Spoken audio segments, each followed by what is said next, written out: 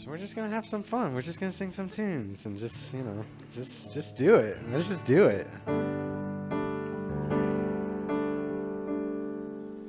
Every day we'll bless you and praise your name. And on your glorious splendor we will dwell. On your wondrous works, Lord, we'll meditate. And of your awesome power we will tell. We'll speak of your salvation and your abundant goodness, because you are greater than we can imagine. You are too beautiful for us to fathom. Oh, you are great and greatly to be praised.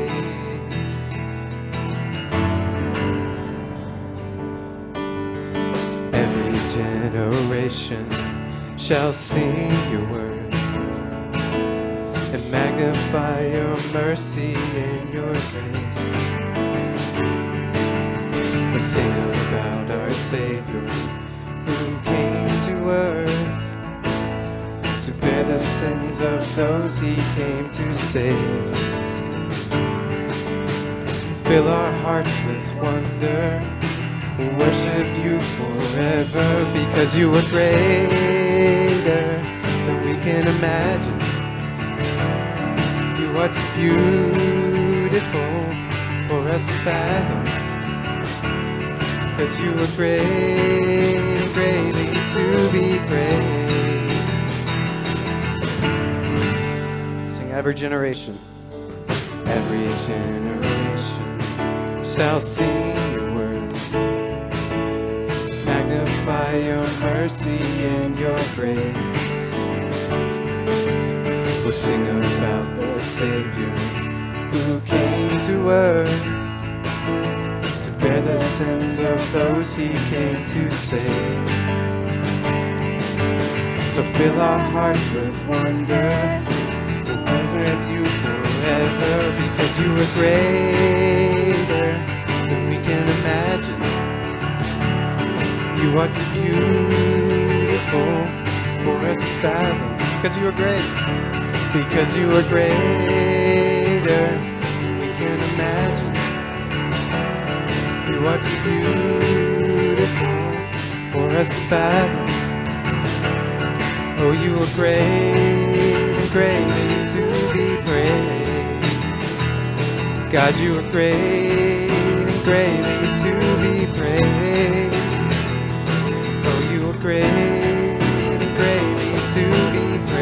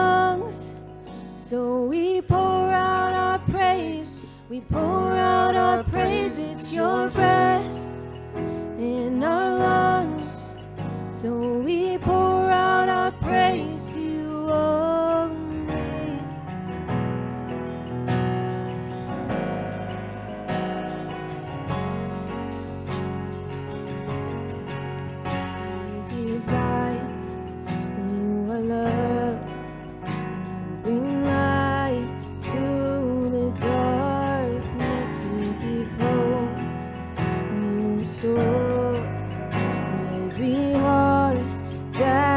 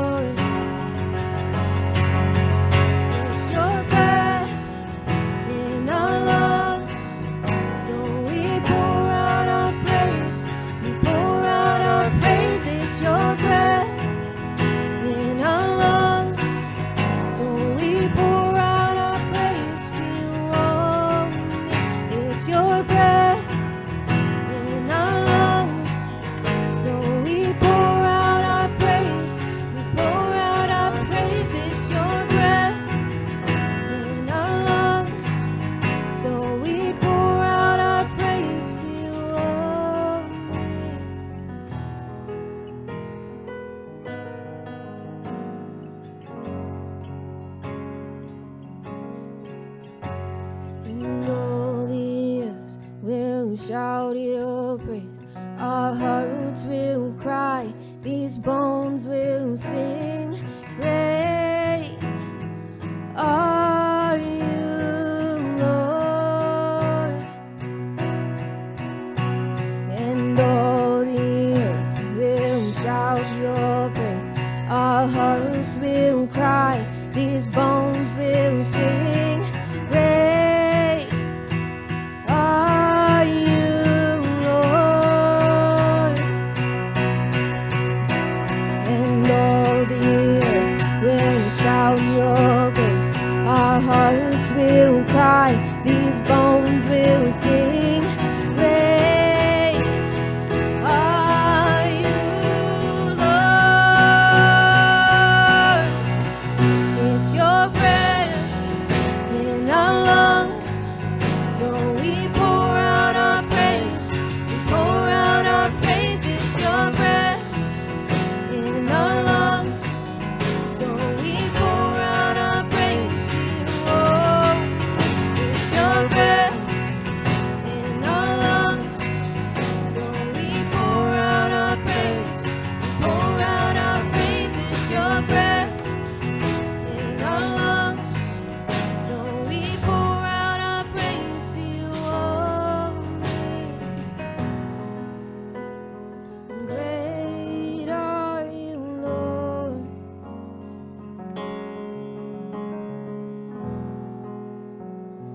Great are you, Lord.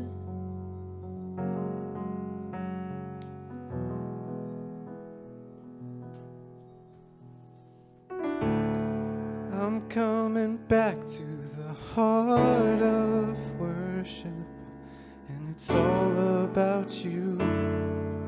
It's all about you, Jesus.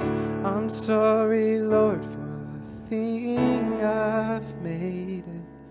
When it's all about you, it's all about you, Jesus.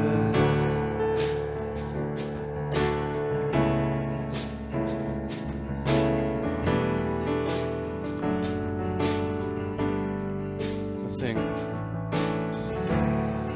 When the music fades, and all is stripped away, and I simply come, longing just to bring something that's of worth, that'll bless your heart. I'll bring you more than a song, for a song in itself is not what you have required. You search much deeper within, through the way things appear. You're looking into my heart. I'm coming back to the heart of worship, and it's all about you. It's all about you, Jesus. I'm sorry, Lord, for the thing I've made it. And it's all about you. It's all about you, Jesus. It's all about you.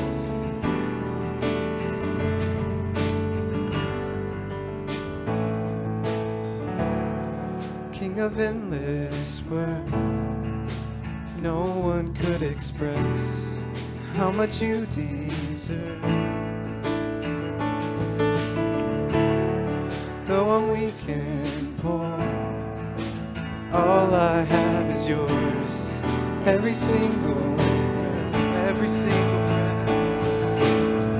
I'll bring you more than a song, for a song in itself is not what you have required. You search much deeper within, through the way things appear. You're looking into my heart. Oh, I'm coming back to the heart of worship, and it's all about you. It's it's all about you, Jesus.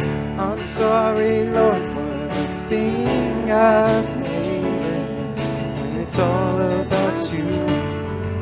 It's all about you, Jesus. I'm coming back to the heart of worship. And it's all about you. And it's all about you, Jesus. I'm sorry, Lord, for the thing I've made it. When it's all about you, it's all about you, Jesus. It's all about you, all about you.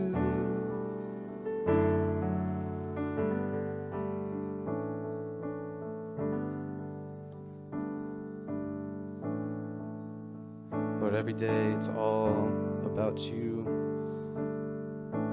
Thank you, God, that we get to sing these things. Thank you for these people in these rooms.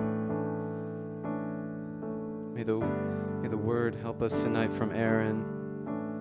In your name we pray. Amen.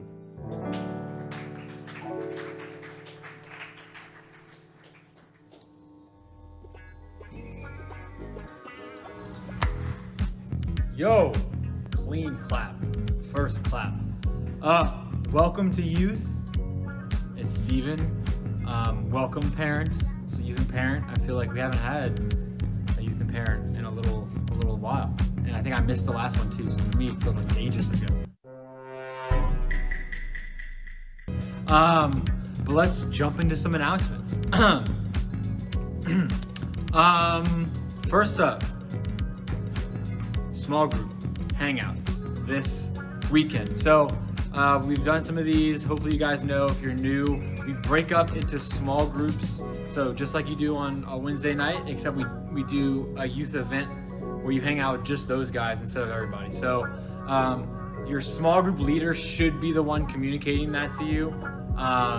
If you have a bad leader like the small group guys, middle school guys like me, then they probably haven't heard. But most of the other ones should have heard.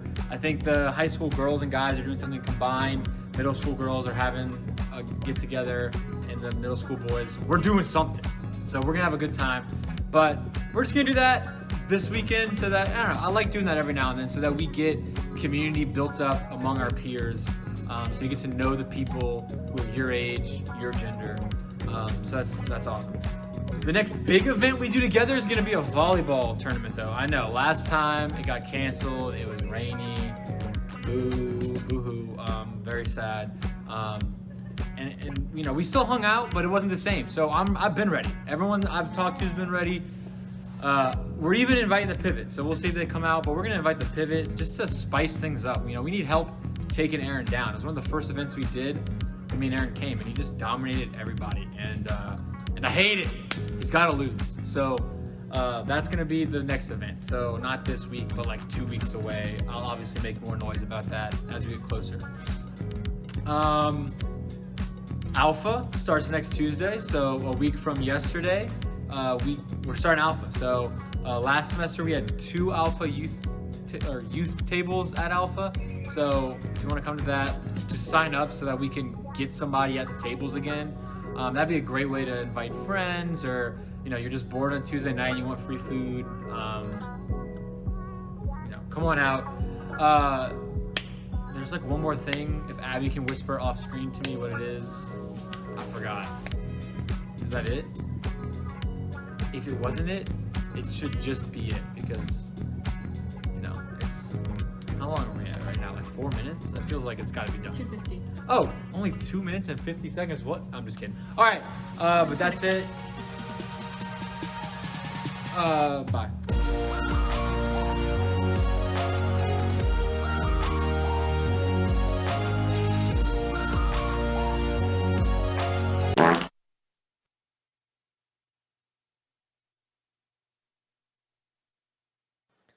Check. All right. Daisy got a little last-minute moment in there. Good job, Daisy. Did you want to come up and pray? Yeah, come on up. Let's go. Y'all want Daisy to get up and pray? It's been too long, huh? That's what I'm talking about, Daisy. We've been missing you, girl. All right, so let's bow our eyes, close our head, and Daisy's going to pray. Dear God, thank you for tonight, for us being able to gather with our parents. Thank you for letting me be here. I pray over tonight and over Aaron that he'll be able to tell us what he's been thinking about, what he wants to preach to us, and that we will have the ears to hear it tonight. We thank you for getting us here safely and let us get home safely as well. We love you, and in Jesus' name, amen.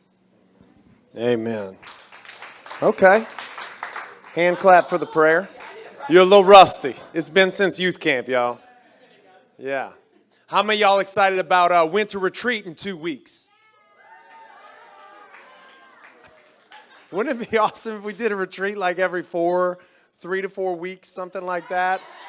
Yeah, we should just and look, this is the thing. There's no reason we can't. This is real. If we want, once a month, we could do a full-on retreat. Y'all want to just go for it? We might as well. So look, y'all start hustling some money. Start tithing. That's a good idea too. Whatever it takes. But we probably won't have one. But look, y'all come on out for real. Volleyball, Miss Mahoney right here. If y'all want to see me spiking on Miss Mahoney, I'm not saying I'm going to break her nose, but I'm going to just say it might hurt her feelings. Y'all come through. We're going to play some volleyball. We've been having it on our mind for a long time. That's going to be a lot of fun. Youth Alpha, always remember, so Pastor Peter doesn't yell at you, School of the Word. He told me to make sure to remind you guys, School of the Word. That's correct. All right. So look, we're gonna jump into a new series, and we're gonna be in this big idea for a little while, and this is what it is. It's the story of God in the Bible and how he interacts with humanity from the beginning of history to the end of time. And so we're just gonna start right at the beginning. So have you ever thought about what happens?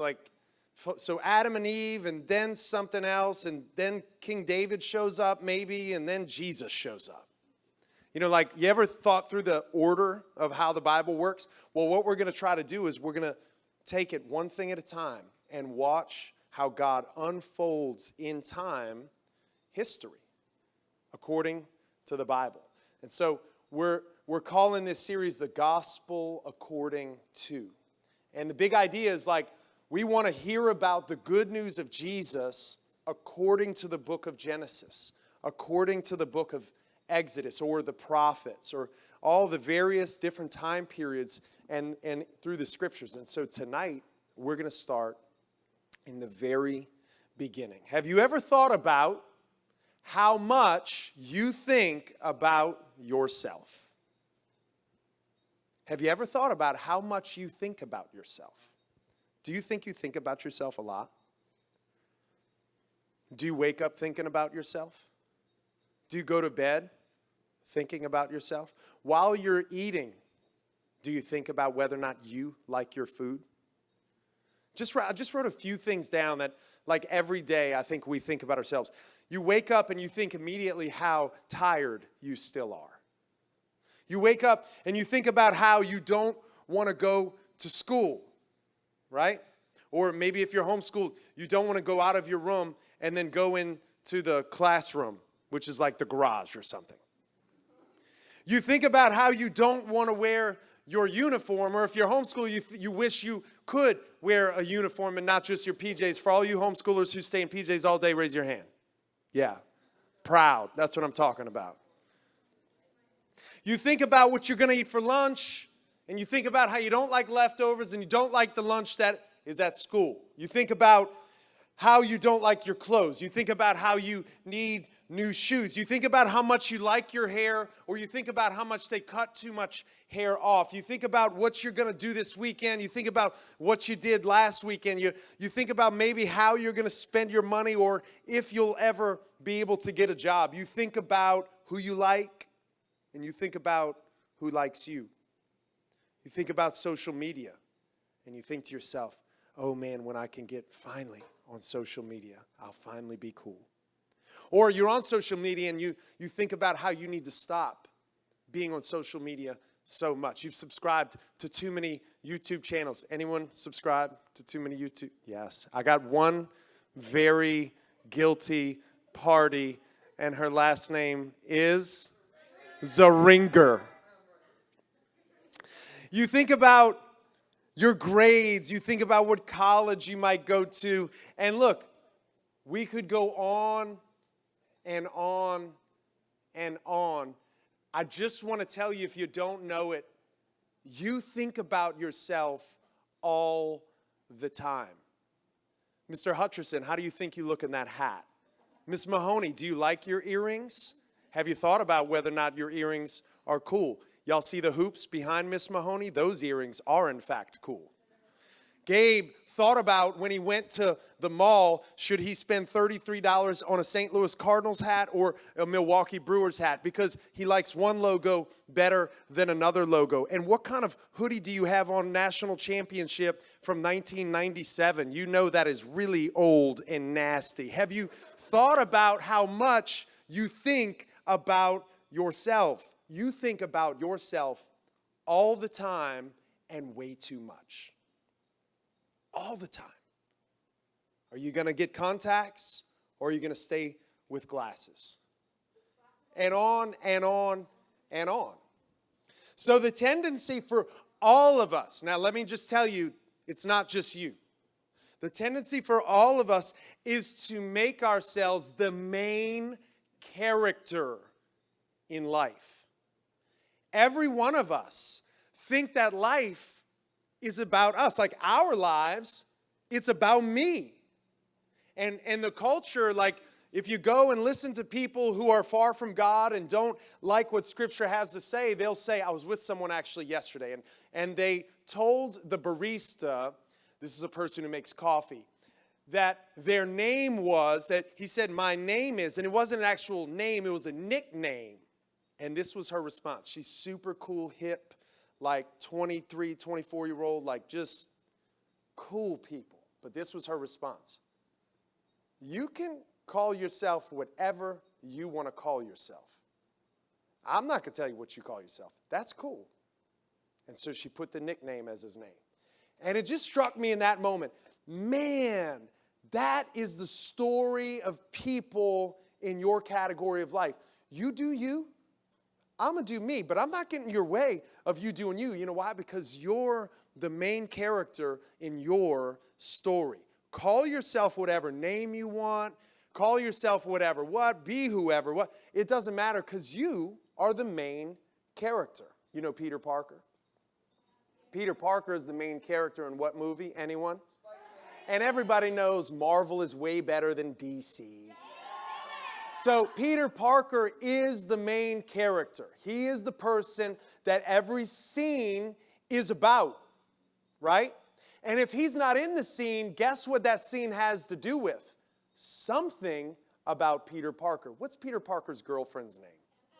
I don't even like MJ. I like the second MJ more than the first or the third. Why do they have so many MJs? But even if MJ is in it, guess what that scene is about? It's about how MJ is interacting with Peter Parker. Everything is about Peter Parker. Every movie you watch, every commercial you see, everything all around, wherever you go, the culture is trying to tell us that the story of our lives exists around one big idea. And you are the big idea. Can I go ahead and tell you, you're not. You're not the big idea. But we all live this way. Our default mode moves us toward thinking that we're always at the center of the story. And so mom says, can you take the garbage out? And you say to yourself, this is my story. I don't want to take the garbage out in my story. Because in my story, I just want to sit here. And so out of that simple thinking that it's my story comes, I don't want to take the garbage out. No, I'm not taking the garbage out. Well, not because you don't like your mom, not because you hate the garbage, but because you want the story to be comfortable for you because you're the main and most important thing. That's the default mode that we live in. If our life was a movie, we are Luke Skywalker from Star Wars. We are Peter Parker from Spider-Man. We are Woody from Toy Story. It's really about Buzz, y'all. Don't get it twisted. We are Moana from Moana. We are Shrek from Shrek. We are Elsa from Frozen. Don't you boo. No, don't you boo, Elsa. We are Frodo from The Lord of the Rings. We are Gru from Minions. It all is about us. Gru is the goat. The sad part about this is that we are not really, shh. Look at somebody and say, shh. The sad part about this is that we are not really the main character of our story. The story, here it is. Let me pop the balloon. Listen, the story of your life is not even about you. It's not. We are simply a part of the supporting cast, and maybe even better, we're just an extra. You know what the extras are? The extras are the wannabes who want to one day be the main part of the story. And so it's the way you break in. Well, if I could just get around the set, if I could be one of the hundreds or one of the thousands, then maybe the way I walk will draw someone's attention and they'll say, oh, that guy needs to be a little closer to the front. Or maybe the way I look, or maybe how I speak, or maybe if I'm funny. And then all of a sudden you creep and you audition, and eventually you finally get your dream, and you used to get paid $50 a day, and maybe one meal is like gummy worms or something, and then eventually maybe you get your own trailer, and in it, it's only red Skittles because that's all you like to eat, are red Skittles. You get whatever you want because you're the main character. But we, in fact, are not the main characters, nor are we even the supporting cast. We are just the extra. The Bible paints a picture, and guess whose name doesn't show up in the Bible? Mine. Guess whose name also doesn't show up in the Bible? Yours. Now, maybe you could say the Apostle Paul was the supporting cast, or King David, or maybe Moses, or Abraham. These guys would be the supporting cast, but I'm not even mentioned. I don't even know if I'm even an extra. I don't even get the gummy worm. So our minds, on the other hand, tell us that life is so much about us. But the way the Bible paints a picture about our lives is very different than the way we interact with our own lives. We aren't even Kevin, Stuart, Bob, or Dave from Minions. We are just one of the minions on the side who never gets mentioned, who never gets stage time. What if you thought the story was about someone else, though? What if you thought your life story was actually not really about you? What if the movie that you're in was written for and about someone else? What if you knew people weren't going to see you on the big screen? How would your life be different if you thought that you were just someone on the side? Do you think you would think differently about life? If it wasn't all about you and it were about someone else, would you be different? Would you try to make moves and walk in a certain way and be a certain type of pretty and be a certain type of funny if you always knew at the end of the day, at the end of the story, at the end of the movie, you were never going to take center stage? Would you still be trying and trying and trying and trying? Have you ever liked someone, liked someone, thought they were cute, thought they were attractive, and then realized they definitely didn't like you? What did you stop doing? You stopped trying to be around them, didn't you? You stopped trying to talk to them. Have you ever seen people move from different places and different groups, and all of a sudden they're, wow, bouncing. Always are different. And that person is always feeling, where can they be the center of that? And if not, I'll move on to something else. Here's the truth about your life. You will bounce from thing to thing to thing because you're looking to be the center. I just want to ease up off the pressure. You'll never be the center. You were never intended to be the center. You will always fall short. You will always feel less than. You will never think to yourself, I have finally made it. I got my own trailer. I get my own red Skittles. Everything is finally leaning in my direction. Maybe for a minute you'll get a feeling of center stage, but I just want to tell you the bad news. The story will never be about you. You know, you're one of 7+ billion people on this planet, and you live for like 30 seconds. And no one remembers people from 100 years ago. You don't even know who your great-great-great-grandparents are, who you came from. For young, it's like, who cares, right? Like, who cares about 100 years ago? It's about me. And then one day, guess what? You're going to have great-great-great-great-great-grandkids, and you know what they're going to say about you? Who cares?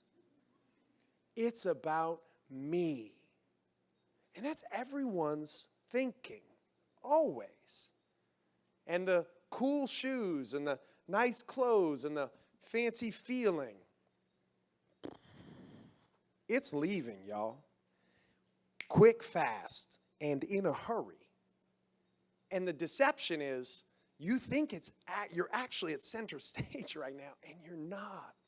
Okay, so that's all the bad news. What's up, Judah? Judah just walked in, y'all. It's all the bad news. Our story finds itself woven into the fabric of a much larger story that has been played out and is still playing out for thousands and thousands of years. And here it is. We are in the story of God, written by God, credited, directed, produced, written, main character, supporting cast, every Emmy, every nomination is about God. Everything. You know, if God were the one who gets the award for being God in his movie that he wrote, he would get up and say, I just want to thank God. Like there's no one else to thank. There's no one else to say, you know, I just want to thank my Lord and Savior, Jesus Christ, you know, for giving me this talent. He would look around and be like, I'm talented, y'all. There's no other place to give credit. There's no other main character. No one taught him to be God. No one showed him how to be a great actor or how to be beautiful or how to be funny. He is all of those things unto himself, separate and apart, unique and different, and we are not written in the center of his story. We're just a small blip on the radar, and he wrote us into it and gave us a name and a life, some of us for 15 years, some of us for 50, and everything that he thinks is worthy to be written about your life, he writes. Not you, not me. We are in his story. For God to display his famousness, his, another word, glory, his, wow, that dude is big. He wrote it all, and it's about him. It's not about us. Now, how do we get in the middle of it? And we'll talk about that. But what we want to do over the next many times we get together in here is figure out, we want to look at how God unfolds his story and how a history of people were written into that story and how now the church is written into that story. And we find ourselves just here for a minute.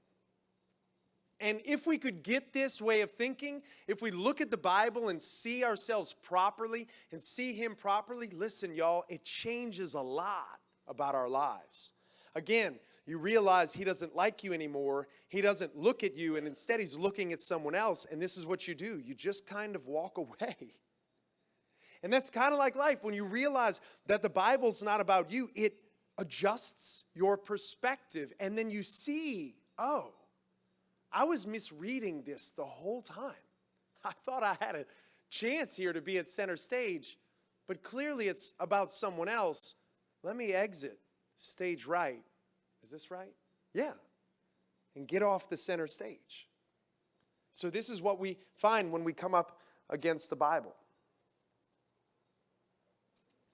So the Bible is a collection of books that unveils the story of God.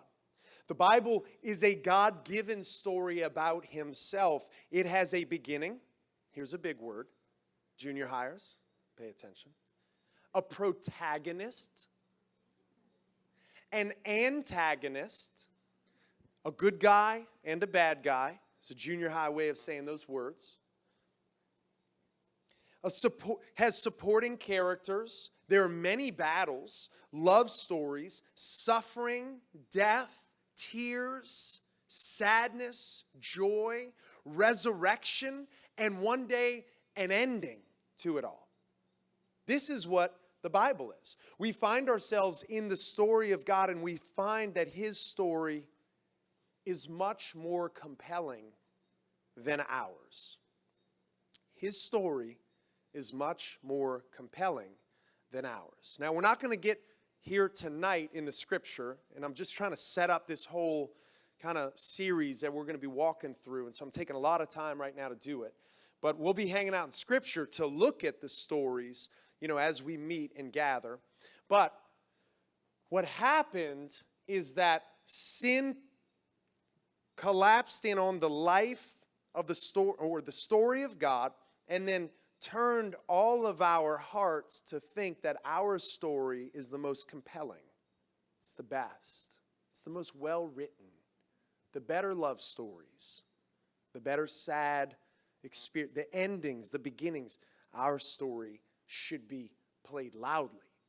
And that's what sin does. Sin perverts what was right and good and turns it to be about something else.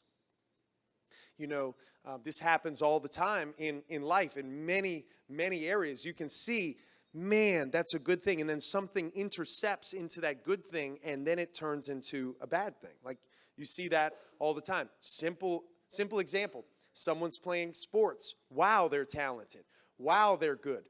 Broken ankle happens. Interception turns that story to be a bit of a sour story, right?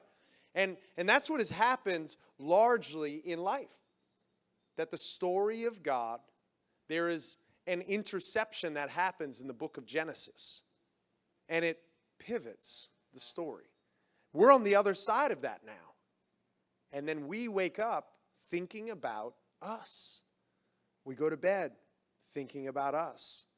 We do midday thinking about us. Everything about life has turned to be about us. But in the beginning, it was not that way. Let's take a look at the beginning of God's story. In the beginning, God began creation. There was no you, there was no me, but in the beginning, day one, God created light. Were you there on day one? Did the Bible talk about me on day one? No, but it did talk about God, and it put God in an authoritative, dominant position over the story, that he spoke light into the universe. Have y'all read about the new telescope that beats up on the old Hubble telescope? Have y'all seen the crazy, bizarre pictures of worlds away? And if you haven't, just like Google search the better telescope than Hubble or something like that.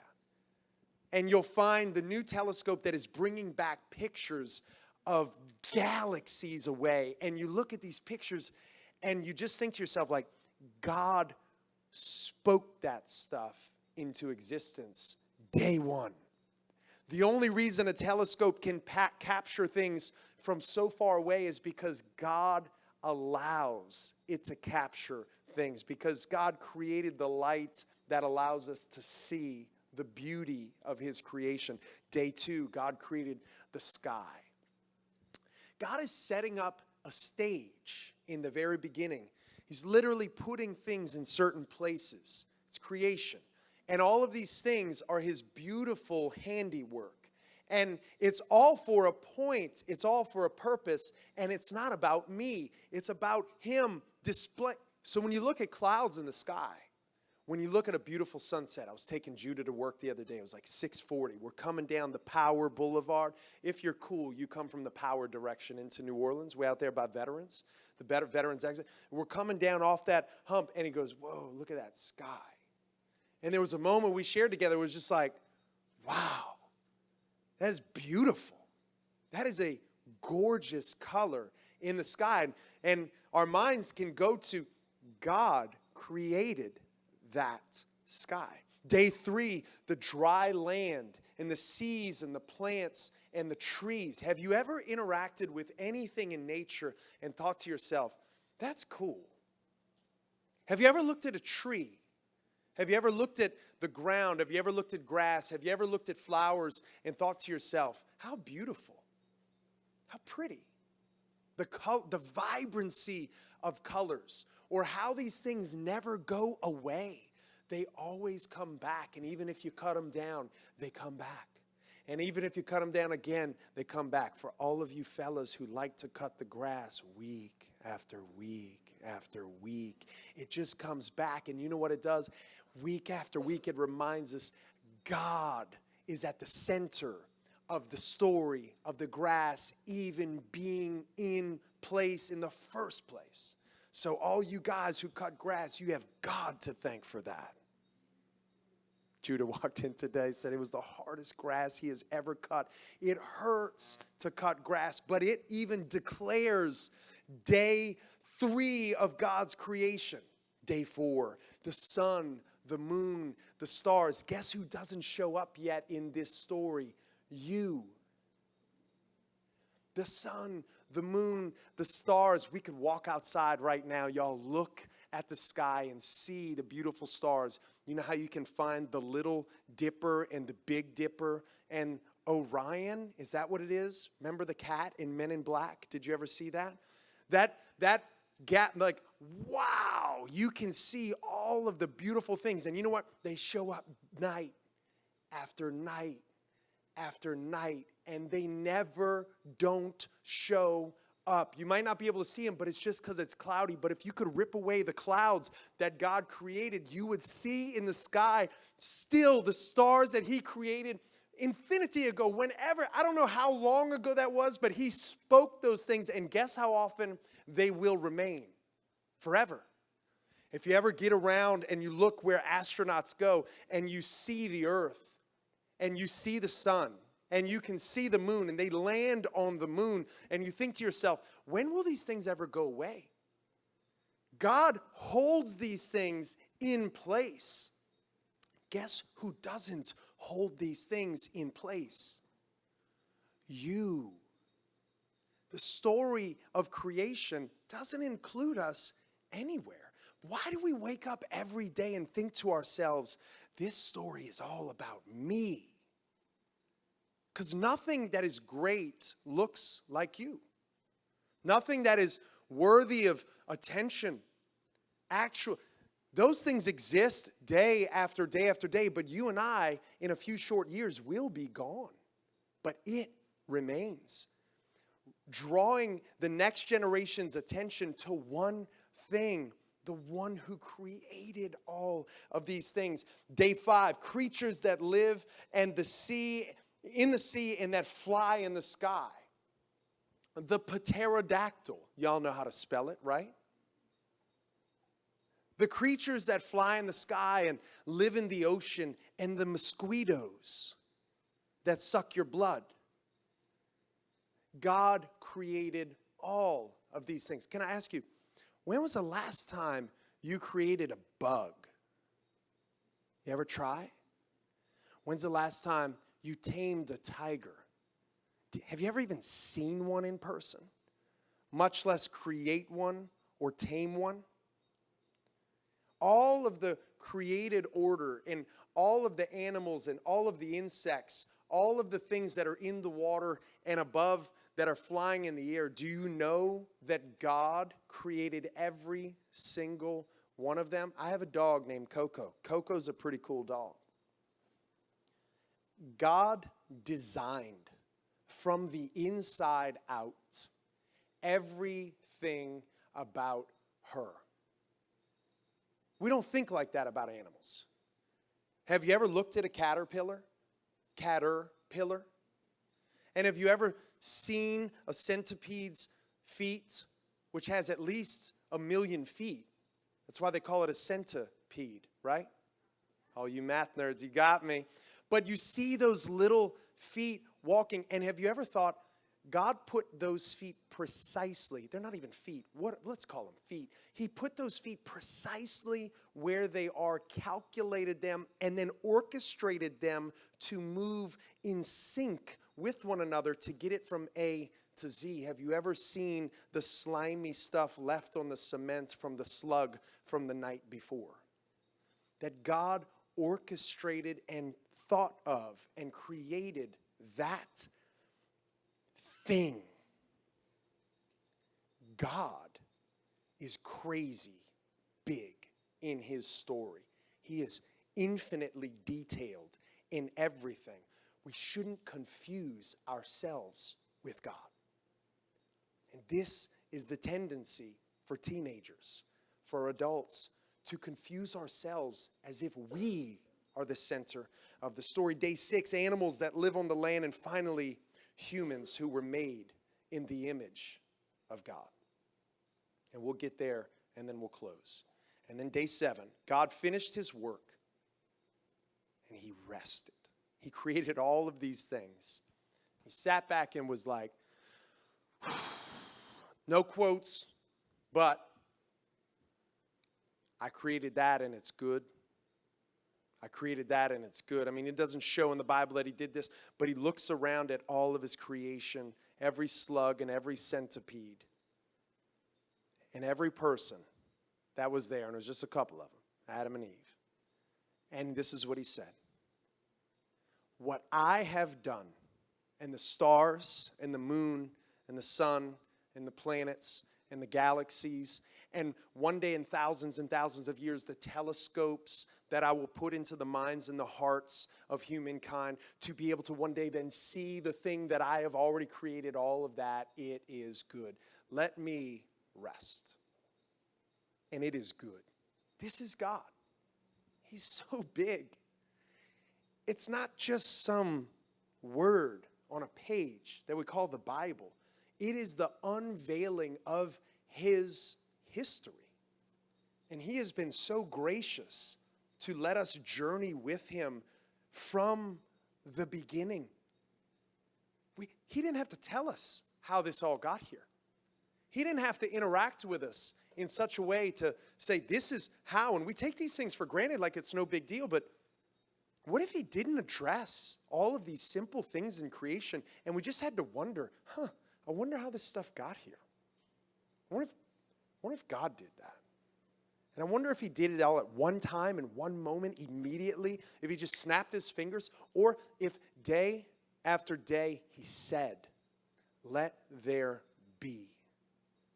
And then another day, let there be. And then in a sequential order, he did particular things.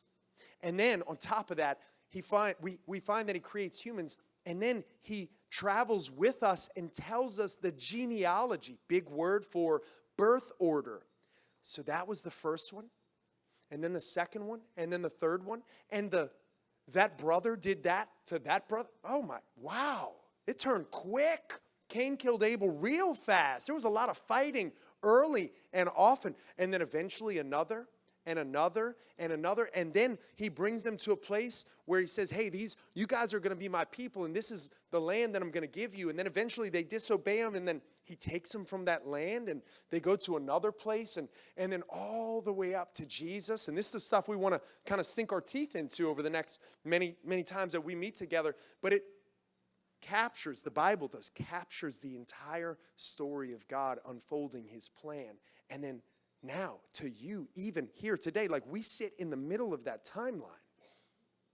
Wouldn't it be important to know who the main character in that timeline is? And what the main character expects from every supporting cast or extra. And this is what we call purpose. And this, like, what's your purpose in life? And this is what happens with humanity. We're like, what am I supposed to do in life? How big am I supposed to be? How rich am I going to, how beautiful should I be one day? That's not purpose in God's story. That's a recreation of God's story to write a new story. But instead, Christians, what we do is we ask these questions. How has God fit me into his story? And it looks like this. God, where do I belong? Even better, who am I? What am I supposed to do? And oh, God, anything you say is okay with me because it's your story. Does that sound common to your thinking? Or does it sound like this? I'm cold. Mom, I need a new hoodie. This hoodie is old. It's from 1997 and it's LSU. Does it sound like, why am I in this situation and I don't like it? That is not finding yourself in the story of God. That's finding yourself in your own story. And you sit up at night and you play things in your head over and over, and it's anger and it's frustration, or it's dreaminess and fantasy, but it's all about you and nothing about him. Did you notice you weren't in the beginning story? You were not in the thick of the plot in the first 7 days. It included a whole lot of God, but nothing of us. I don't want to emphasize how much the story isn't about us, although that's true, and I kind of am emphasizing that in the beginning. I really, though, over the coming weeks and months, want to emphasize how the entire story is really, now that we get this out of the way, it's really about him. And don't you want to know the story of God? Don't you want to know why you're even here? Don't you want to know what's even going to happen one day? Don't you want to know where you came from and how you're just this little blip on the radar? And man, if you got something to leave into the future, you might as well make the most of it so that those in the future can know the story as well. To teach them the story of God also, to do something that is actually meaningful rather than worrying about things that are going to die, to worry about things that will ultimately live on. Don't you want to know why you are even sitting in this room, in this country, at this particular time, wearing these clothes, the age that you are, coming to this church? Why? And you know where you don't have to look to find that out? Inside. You don't have to look there because you don't have any answers about you. You know where you can look, though? You can look at God. And you can find in the story of God the same repetitive story about every human. It's the same story. You're not unique. Listen, you're not special. He is special. And he created us in the image of God, in the image of himself. And all of our speciality, it comes in the fact that we are kind of like him. So we're just this mirror image reflection in the likeness of that one. Have you ever seen someone wear a football jersey? And it says number 9 on it. Has a fleur-de-lis. And then on the back it says Breeze. I have a good friend, and this is what he does. Every time he sees a jersey. Whoa, what's up, Drew? He doesn't know the person. He's like, it could be a guy, girl. What's up, Drew? You good? And the guy's like, I'm not Drew. But that jersey is a representation of someone else. You know what you are? All of your specialness, you know where it comes from?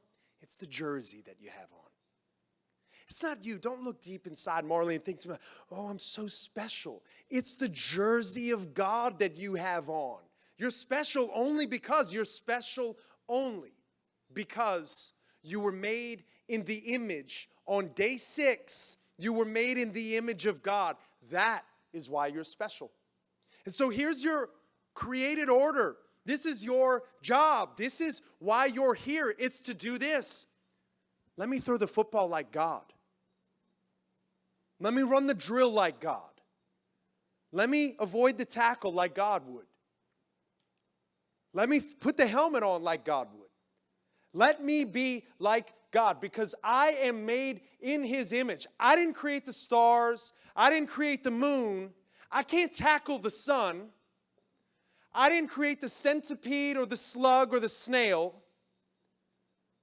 But I was made in His image. And I wasn't the first one. I was like the 10 billionth one. I was just like one of one. Have you ever seen a fish have baby fish? And then all of a sudden there's all these baby fish all over the place. None of them are so very special. You don't say, oh my God, that one right there. That's like us. We are just one of. We're just one of many. But you know what we all do? If we live according to God's word, we do one thing. We put on the jersey. And people can look at us and say, oh, what's up? Now they won't call us God, but they will see the image of God in us. And so all of life, and I'm going to end it right here, all of life, according to Genesis, day 6, your purpose, one thing, you wear the image of God. And all you do is reflect the image of God. And you might be sitting in the corner because you're certainly not at center stage. You're not even in the trailer. You might be an extra, and you're going to get paid $50. But while you're sitting down in the corner, make sure the jersey is on.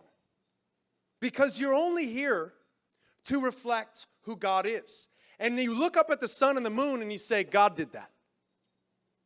God did that. And you look at the grass and the created order, and you look at the animals, and you go to the zoo and you look at the spider monkeys, and you see how their tail wraps around the rope and it gets from A to Z real fast. You say, God did that. And you come off power and you go down to the bottom at 6:40 in the morning on a Saturday, you say, God did that. Everything is about God. And you listen to someone's beautiful voice who can sing, and you say, God gave her that voice.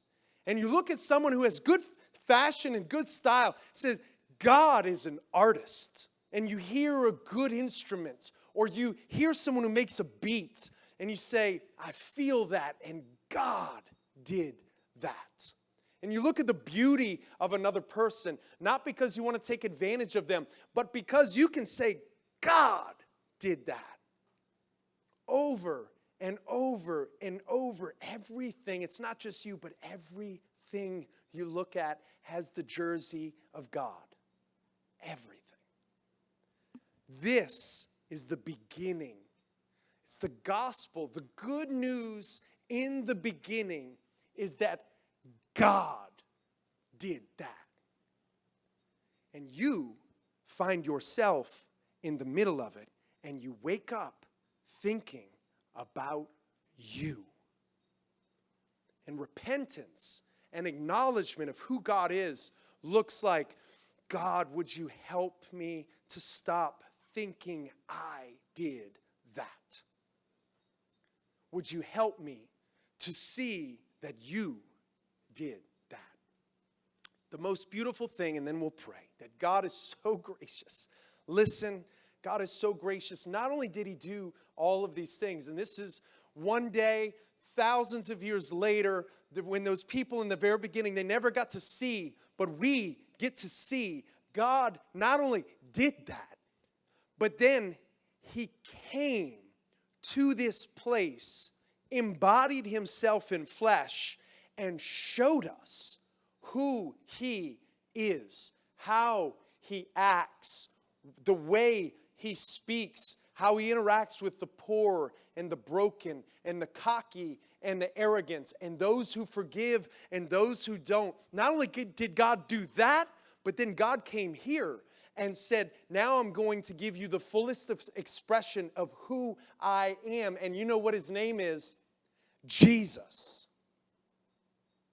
God came and showed us, not from a distance, from sun, moon, earth, sky, water, sea, animals, plants, trees, beauty of God, the handiwork of God, and you see, wow, and you look around and you're like, wow, the jersey of God, but then he even comes and shows himself to us, and then the story of Jesus has reached you here today. God did that. What a beautiful thing. This is the gospel. We sit in a world that reflects God. And not only does it reflect him, but then he comes and he shows us who he is. So if you're ever wondering, how could someone actually have interest in this Bible? It's a lot of pages. Seems pretty boring. You know what happened to those people and what's happening in you? God wakes you up and says, it's about me. Do you want to know more? And this is a Christian, a teenager. Yes. So you open your Bible and you learn the story of Jesus. And you are attracted and compelled to the story of God. And you're curious, like, so when, God, you set these people in this country and they disobeyed you and then you drove them off into another one, why did you do that?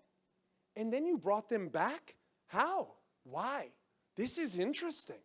And this is my life too. I find myself in the story. I should pay attention. And the Holy Spirit works in very simple ways like that to draw us in to see God as more famous. And this is what we call it. The glory of God fills our eyes. And another way of saying that, there it is.